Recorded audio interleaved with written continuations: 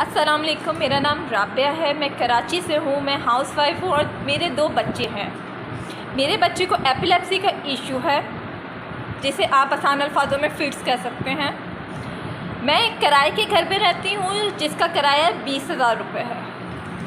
इस वक्त जो मैं ग्रॉसरी लेकर आई हूँ, जिसमें आटा, चीनी, घी, दालें नहीं है, ये मेरा बिल है। ये मैं अभी लगाऊंगी कि आप लोग देख लें कि इस माँ ने कोई फजूल खर्ची नहीं की है। इसको देखें कि इसमें आटा, चीनी, घी कुछ नहीं है। बच्चों को क्या भूखा मार दूँ।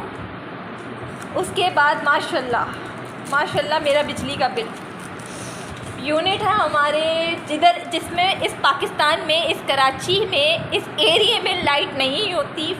यूनिट है मेरे 556 यूनिट, जिसका बिल है 15,560 रुपये। बताओ कहाँ पे पे करूँ?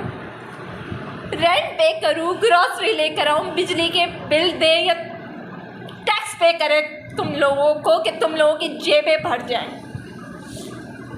मेरे बच्चे को फिट्स पड़ते हैं, जिसकी मेडिसिन तुम लोगों ने इन 4 महीनों में माशाल्लाह इतनी महंगी कर दी है कि वो भी पिलाना छोड़ दूँ।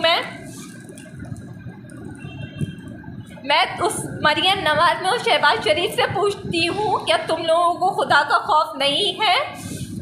ख़त्म हो गया है खुदा का खौफ, मरना नहीं है। कब्र भूल चुके हो कि तुम लोगों ने कब्रों में भी जाना है। क्या तुम इन मासूमों के आंसुओं का हिसाब तुम लोगों को कब्र में पूछा नहीं जाएगा कि तुम लोगों ने एक गरीब को मार दिया है? आखिर करे तो क्या करे जिसमें रोज़ाना की सब्ज़ी नहीं है। बच्चों को दूध पिलाना छोड़ दें, अंडे खिलाना छोड़ दें। 20 रुपए का एक अंडा